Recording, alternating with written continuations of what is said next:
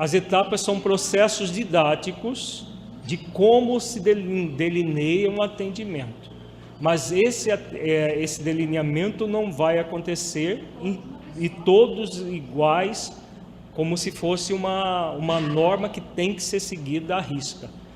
É um delineamento didático, que o Afro vai falar melhor daqui a pouco, mas que serve de um roteiro, de como agir, como realizar as ações de acolhimento do Espírito, em qualquer que seja a condição que ele esteja. Pois é suave o meu jugo e leve o meu fardo. Jesus conclui o seu pensamento abordando a suavidade e a leveza que todos somos convidados a viver. Na psicoterapia espiritual realizada nas reuniões mediúnicas, deveremos sempre abordar a vida dessa forma, para que os espíritos atendidos possam realmente encontrar o alívio que necessitam e o repouso para a alma, meta fundamental na vida de todos nós. Qualquer que seja a condição, nós vimos que os espíritos que vão ser atendidos, eles estão em amargura. Seja na amargura do sofrimento, pura e simplesmente, seja na amargura do sofrimento gerando sofrimento nos outros. Mas é uma situação de extrema aflição, de extrema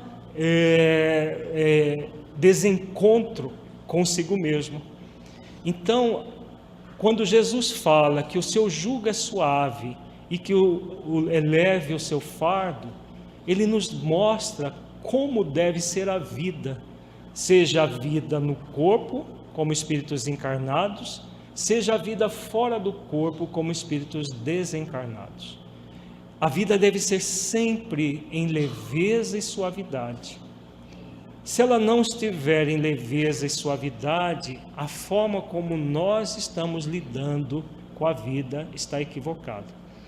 Então, os espíritos desencarnados que estão nessa amargura vão ser trazidos para que nós, médiuns, esclarecedores e médiuns psicofônicos ou psicográficos, como é na época de Kardec, possamos oferecer o alívio e conduzir esses espíritos a escolherem um caminho de maior leveza e de maior suavidade. A Larissa pergunta se é uma condução ou um convite.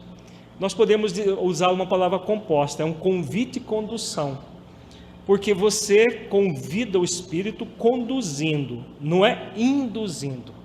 Psicologicamente é uma diferença de conduzir e induzir.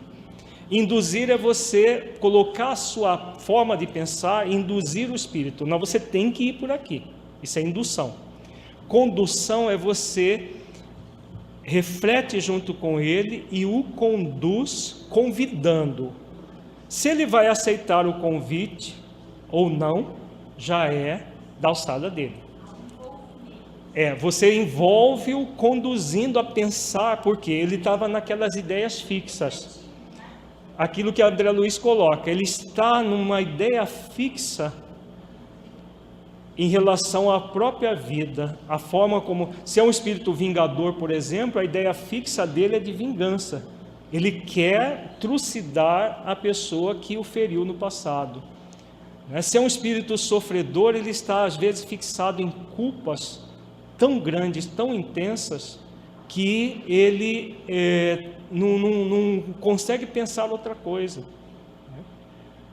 Recentemente nós vimos o seminário sobre a obsessão por fascinação e nós estudamos mais uma vez o caso do Leôncio, que era uma pessoa muito conhecedora de todo o conteúdo da doutrina espírita, escritor inclusive, e ele nem se lembrava da oração enquanto estava mergulhado nas trevas. Já pensou? Isso para uma pessoa conhecedora da prece, inclusive escreveu um livro sobre isso, que está numa condição assim. Agora imagina os ignorantes da verdade, né? O estado de cristalização em pensamentos extremamente fixos no mal de si mesmo, ou mal de si mesmo e do próximo, é muito grande. Então, se não houver, por isso que é um processo psicoterapêutico, se não houver um conduzimento pelo psicoterapeuta espiritual, para que o espírito possa refletir uma outra possibilidade, porque esse é o objetivo.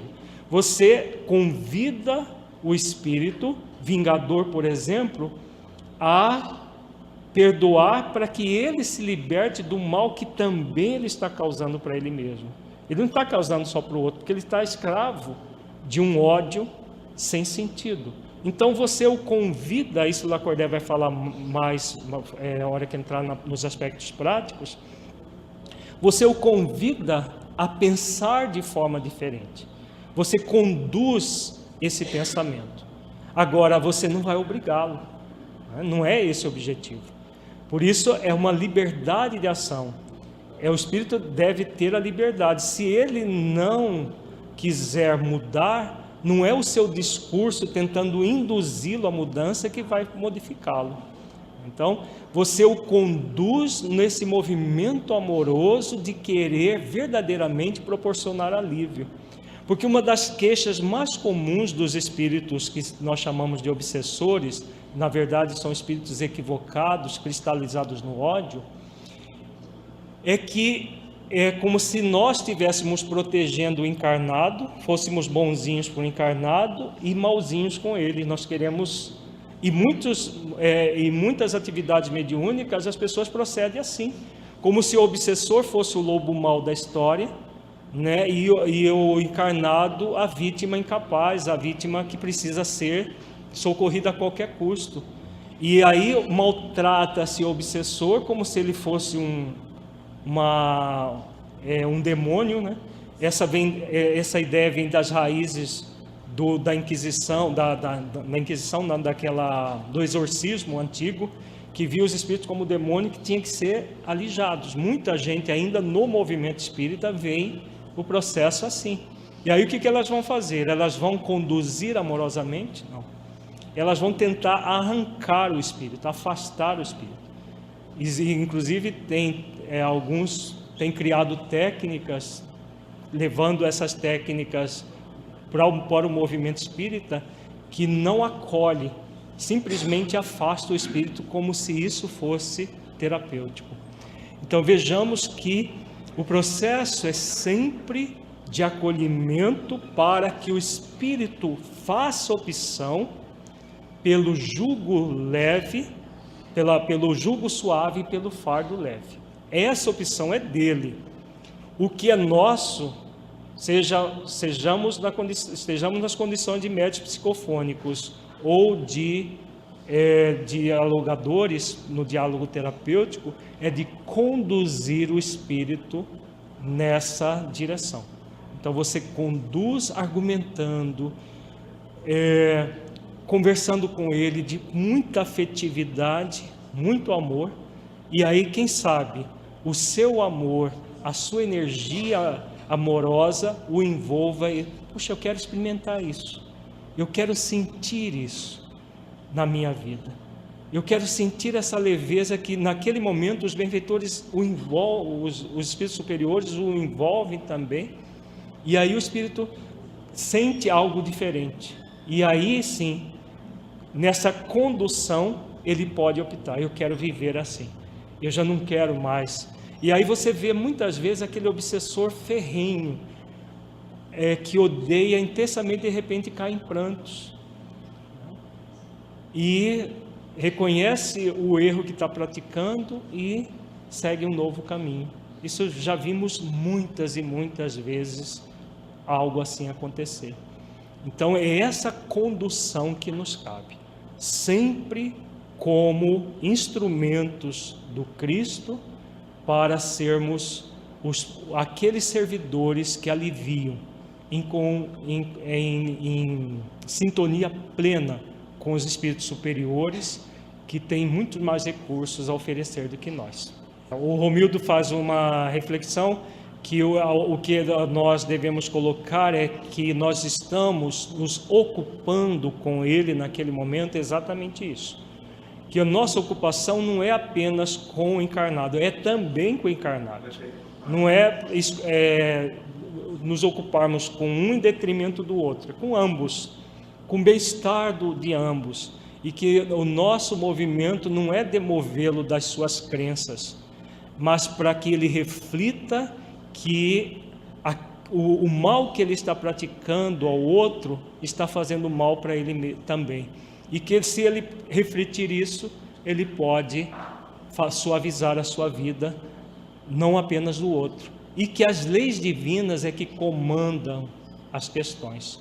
A lei de causa e efeito, o outro que fez mal a ele vai, por sua vez, retomar esse mal para ressignificar, e que não é necessário que ele haja conforme a pena de talião, olho por olho, dente por dente. Então, em síntese, mas Lacordaire vai falar mais para frente, detalhes disso tudo, de como aplicar tudo isso, o Afro também, né? Mas nessa base evangélica, devemos estar sempre em mente: eu sou um servidor de Jesus para proporcionar alívio. A forma como eu vou conduzir isso, seja na condição de médium, atendendo à necessidade do espírito, seja na condição do dialogador terapêutico, vai ser diferente para cada espírito atendido. Sempre lembremos disso. Se isso funciona também do próprio obsidiado para o obsessor, também. Tá? Na verdade, os processos obsessivos, eles só vão ser resolvidos ao longo do tempo, verdadeiramente, não apenas com o afastamento dos espíritos, porque se afasta um e o obsidiado não modifica, vem outro e outro e outros mais. A forma de se resolver é quando a própria pessoa, no processo obsessivo, se modifica, se humilda, e nesse processo de mudança verdadeira, ele começa a agir na sua vida com suavidade e leveza. E ao agir na sua vida com suavidade e leveza, ele está convidando o espírito que o obsidia a fazer o mesmo. Energeticamente, ele acaba envolvendo cada vez mais o espírito, e com o tempo o espírito, ou os espíritos, que é mais comum, eles vão sentindo que o outro modificou mesmo e que vale a pena também estabelecer essa mudança. Vamos agora falar de uma forma um pouco rápida a parábola dos dois filhos. Essa parábola já estudamos em vários seminários, temos gravado em DVD, temos nos livros do Projeto Espiritizar, em vários contextos. Nós vamos trabalhar a parábola no contexto da reunião mediúnica e da atividade do esclarecimento da psicoterapia espiritual. Na parábola dos dois filhos, Jesus nos coloca as bases psicológicas para o acolhimento espiritual. Estudemos a parábola no contexto do esclarecimento em reuniões mediúnicas. Parábola dos dois filhos, Lucas, capítulo 15, versículos 11 a 32. Também conhecida como parábola do filho pródigo. Esquece-se do filho mais velho, porque são dois filhos, não é só um, né? E a humanidade tornou essa parábola conhecida como do filho pródigo, porque a forma como o filho mais velho conduz é a forma que muitos religiosos se conduzem. E eles veem o filho mais velho como um servidor fiel do pai, né? E ignoram que ele traz grandes dificuldades com ele mesmo. Por isso que um dos filhos é ignorado. No Projeto Espiritizar, nós temos ressignificado, trabalhando as características psicológicas dos dois filhos. Então, quem quiser mais detalhes dessa parábola, indicamos o Parábolas Terapêuticas, volume 1, do Projeto Espiritizar. O livro Equilíbrio Existencial também tem essa parábola com mais elucidações que nós ainda não tínhamos intuído quando fizemos o Parábolas Terapêuticas 1. E disse: um certo homem tinha dois filhos. E o mais moço deles disse ao pai: Pai, dá-me a parte da fazenda que me pertence. E ele repartiu por eles a fazenda. E poucos dias depois, o filho mais novo, ajuntando tudo, partiu para uma terra longínqua, e ali desperdiçou a sua fazenda, vivendo dissolutamente. E havendo ele gastado tudo, houve naquela terra uma grande fome, e começou a padecer necessidades. E chegou-se a um dos cidadãos daquela terra, o qual o mandou para os seus campos a apacentar porcos. E desejava encher o seu estômago com as bolotas que os porcos comiam, e ninguém lhe dava nada. E caindo em si, disse: quantos trabalhadores de meu pai têm abundância de pão, e eu aqui pereço de fome. Levantar-me-ei, irei ter com meu pai, e dir-lhe-ei: Pai, pequei contra o céu e perante ti. Já não sou digno de ser chamado teu filho, faze-me como um dos teus trabalhadores. E levantando-se foi para seu pai, e quando ainda estava longe, viu o seu pai, e se moveu de íntima compaixão, e correndo, lançou-se-lhe ao pescoço e o beijou. E o filho lhe disse: Pai, pequei contra o céu e perante ti, e já não sou digno de ser chamado teu filho. Mas o pai disse aos seus servos: trazei depressa a melhor roupa e vestilho, ponde-lhe um anel na mão e sandálias nos pés, e trazei o bezerro cevado e matai-o, e comamos e alegremo-nos, porque este meu filho estava morto e reviveu, tinha se perdido e foi achado. E começaram a alegrar-se. E o seu filho mais velho estava no campo, e quando veio, chegou perto de casa, ouviu a música e as danças. E chamando um dos servos, perguntou-lhe que era aquilo. E ele lhe disse: veio teu irmão e teu pai matou o bezerro cevado, porque o recebeu são e salvo. Mas ele se indignou e não queria entrar, e saindo o pai, instava com ele. Mas respondendo, ele disse ao pai: eis que te sirvo há tantos anos, sem nunca transgredir o teu mandamento, e nunca me deste um cabrito para alegrar-me com os meus amigos. Vindo, porém, este teu filho, que desperdiçou a tua fazenda com as meretrizes, mataste-lhe o bezerro cevado. E ele lhe disse: filho, tu sempre estás comigo, e todas as minhas coisas são tuas. Mas era justo alegrarmos e regozijarmos-nos, porque este teu irmão estava morto e reviveu, tinha se perdido e achou-se. Como dissemos no livro Equilíbrio Existencial, essa parábola está toda refletida ponto por ponto. Nós não vamos repetir aqui essas reflexões. Vamos trazer mais para o contexto da reunião mediúnica e a reflexão de como nós nos somos convidados a agir. A exegese da parábola no contexto da atividade mediúnica. Quem é o filho mais novo? Que é o filho pródigo. Todo aquele que é trazido à reunião mediúnica de andar por terras longínquas, tornando-se faminto de amor. Então, são todos os espíritos sofredores e os causadores de sofrimento, sofredores também. Quando são trazidos para a reunião mediúnica, em qualquer condição que eles estejam, eles já estão na condição do filho pródigo. O que significa isso? Vejamos que o filho pródigo cai em si.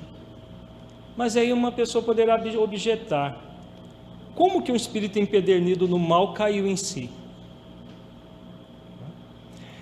A resposta a essa pergunta tem a ver com a essência do espírito.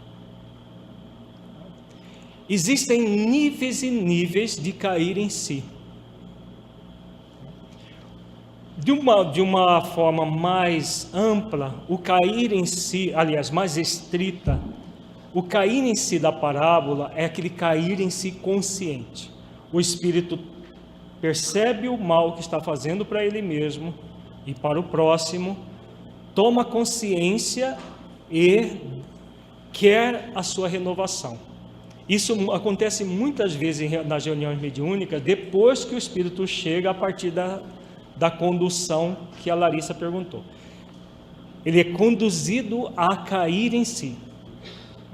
Muitas vezes espíritos empedernidos no mal ainda não estão nesse ponto, mas já há no nível mais profundo do espírito, que ele próprio ainda não se dá conta, algo que faz com que ele queira mudar. Não são quaisquer espíritos que são trazidos em reuniões mediúnicas. Mesmo quando os benfeitores levam, às vezes, os médiuns desdobrados de corpo para regiões trevosas, isso acontece muito em reuniões mediúnicas, muitas vezes o espírito superior que está acompanhando, o benfeitor que está acompanhando o médium, diz: aquele espírito nós não vamos atender ainda, vamos atender este aqui, especificamente. Por que acontece isso? Porque no nível mais profundo, este já está nesse movimento de mudança, propenso ao movimento de mudança, e o outro ainda não está. Por isso que vão ser atendidos de uma forma seletiva. Aquele que está propenso, ainda não cair em si conscientemente, mas no nível subconsciente muito profundo, ele já anela por aquilo, ele já sente um tédio mínimo que seja do mal que está praticando, daquele ambiente trevoso que está vivendo. Inclusive, como que é? Exatamente, no nível profundo ele já está cansado, ele já está sobrecarregado daquela vida sem sentido. Ele ainda não se deu conta disso. Muitas vezes ele ainda se coloca como inimigo de Jesus e do projeto iluminativo de Jesus, inimigo do Espiritismo, mas lá no fundo, lá dentro dele, algo já se movimenta. Por que isso acontece? Por aquilo que nós falamos no início do seminário. Nós somos lucigênitos, e como somos lucigênitos, não tem como matar o divino em nós, não tem como aniquilar a essência divina em nós. Esse movimento de crueldade intensa é uma tentativa que o Espírito faz nessa direção, mas é uma luta vã em si mesmo. Chega um momento que ele, lá no nível mais profundo, se coloca como filho pródigo, cansado de andar em terras longínquas, e por isso tornou-se faminto de amor. No espírito sofredor, isso fica muito claro. Ele vem às vezes angustiado, às vezes até se queixando de estar ali. Daqui a pouco, pela própria condução, ele se modifica, ele cai em si e quer realmente a mudança. Para o causador de sofrimento, nem sempre isso vai ficar óbvio, mas é importante nós sabermos que é um filho pródigo sendo conduzido a voltar para casa. Ele ainda não sabe disso no nível objetivo, porque é subjetivo, nessas questões subconscientes é subjetivo o processo. Ele ainda não tem consciência plena disso, mas lá no âmago dele já há esse cansaço de estar em terras longínquas. Se todos os espíritos que vêm numa reunião séria, ele já tem uma propensão à mudança, sim. Ele já está, no mínimo, cansado, num tédio em relação àquela vida em terras longínquas. Se mesmo aqueles que continuam vingativos, continuam querendo e dizem que vão voltar e vão continuar se vingando, eles já estão nessa condição, já estão. No nível mais profundo, eles já estão cansados até da vingança. Porque imagina o que é para um espírito ficar pensando em ódio o tempo todo. Imaginemos, não é décadas, séculos, às vezes milênios, no ódio a Jesus, por exemplo, como tem muitos espíritos. Isso ao longo do tempo vai gerando um tédio, um cansaço, porque isso resseca o espírito intensamente. Então, mesmo que ele ainda não egoicamente nega isso, mas o divino dentro dele, a essência divina que ele não nega, porque a essência divina é conexão direta com Deus. É impossível suprimir essa conexão direta com Deus. Então veja bem, o espírito está profundamente mergulhado no seu ego. Então por isso ele não reconhece essa questão que é profundamente essencial. Mas se ele for trazido para uma reunião mediúnica, é porque ele já tem essa propensão a o contato com o bem